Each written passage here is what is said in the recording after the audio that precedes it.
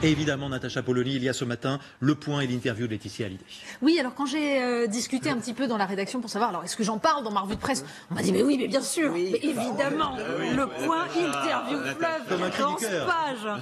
Autant qu'Emmanuel Macron à l'époque, le point réussit les grands coups en ce moment. Alors, vous l'avez dit, d'ailleurs, vous avez très bien décrypté tout à l'heure cette interview, c'est une opération de communication réussie, puisqu'elle en fait, c'est le principe de l'espace. 14 pages, ça change tout. Ça donne l'occasion non seulement de répondre point par point, et on le voit, mais ça donne l'occasion de dresser des portraits. Le portrait d'un Johnny blessé, fêlé, mais soucieux de protéger sa nouvelle famille, et surtout le portrait de Laetitia. Jeune femme à la fois fragile, forte, c'est comme ça qu'elle apparaît, avec ses propres blessures, qu'elle livre de façon, vous l'avez dit aussi, très touchante.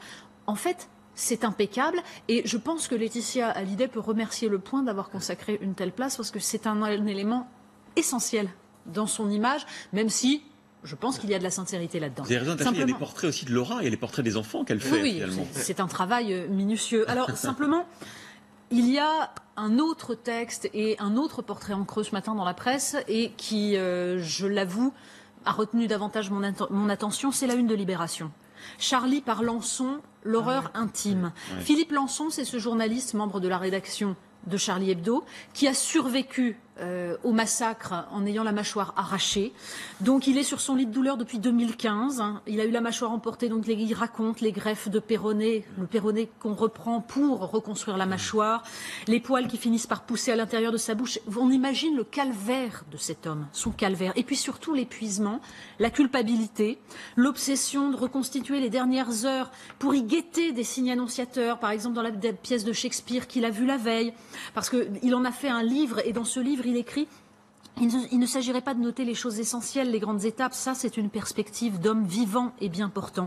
Il n'y aurait d'abord que les toutes petites choses, celles des dernières minutes, les toutes petites cendres de la dernière cigarette du condamné, celui qui ne sait pas encore que la sentence est prononcée et que le bourreau est en route avec armes et bagages dans le coffre d'une voiture volée. » Et il imagine ce moment où lui décide, il est en retard, il décide finalement d'aller à la rédaction de Charlie avant de passer à Libération.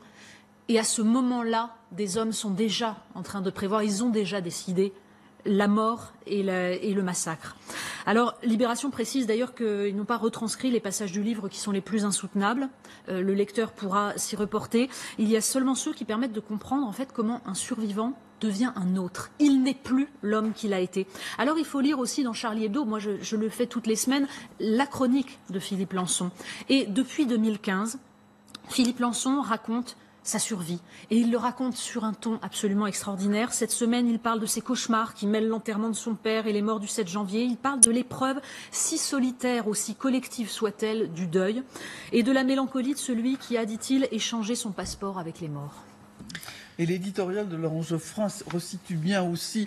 Ils disent d'habitude, on ne fait pas la publicité des livres de nos collaborateurs, mais là, le témoignage est tellement fort et puissant qu'ils le font. Et ils ont raison. L'événement du jour, c'est sur LCI. Dans la presse ce matin également, l'interview d'Emmanuel Macron. Et oui, et le Courrier Picard titre « Un Pernod pour se relancer ». Oui, d'accord. Oui, Le Parisien s'intéresse à un point précis, mais qui sera abordé. Évidemment, les anti-80 km/h accélèrent avec cet argument, c'est la même vitesse que les camions, donc il devient impossible de doubler, ou en tout cas beaucoup plus dangereux. Et ce dessin de rançon, surtout assez délicieux. Deux hommes donc devant un panneau 80 km/h. Il n'y a pas de poste, il n'y a pas d'hôpital, il n'y a pas de train, mais on voit que l'État ne nous oublie pas. Alors dans le Figaro, surtout, on parle de l'opération séduction d'Emmanuel Macron, avec les réactions des habitants de Berduy. Alors ils n'ont pas rencontré Maryse, la merveilleuse fleuriste que nous avons montré à l'antenne, mais il y en a d'autres. Alors le chef de l'État, nous dit le Figaro, ne suscite ni attente particulière ni enthousiasme débordant. On se demande un peu ce qu'il vient faire. Nous, on veut surtout voir Jean-Pierre Pernaut parce que, disent-ils, ils se sentent largement plus proches de lui. Je ne comprends pas pourquoi il supprime l'ISF mais augmente la CSG. Je vais perdre presque 400 € par an. Quand on est veuve, ça fait gros. On prévient une des habitantes qui évidemment nous raconte ce qui va se dire dans cette interview. Ils évoquent aussi le 80 km/h, bien sûr. Franchement, à part pour l'argent, je vois pas pourquoi ils font ça, dit l'un d'entre eux.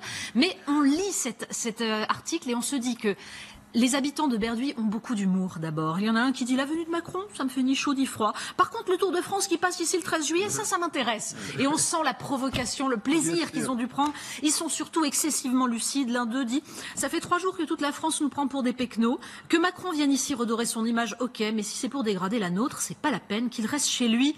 Et une autre qui ajoute ici, c'est pas bienvenu chez les ploucs. Et en effet, ils nous ont prouvé, et Maryse en particulier, que ce ne sont pas des pecnos ni des ploucs, ce sont des Français extrêmement fin et lucide. Curieux ce complexe d'infériorité, personne ne leur a dit ça. Alors il faut lire, cela dit, en parallèle avec ça, l'opinion. Parce que l'opinion nous parle de la façon dont le Parlement va être bridé. L'opinion s'est procuré l'avant-projet de loi constitutionnelle avec le dessin de CAC qui est absolument merveilleux.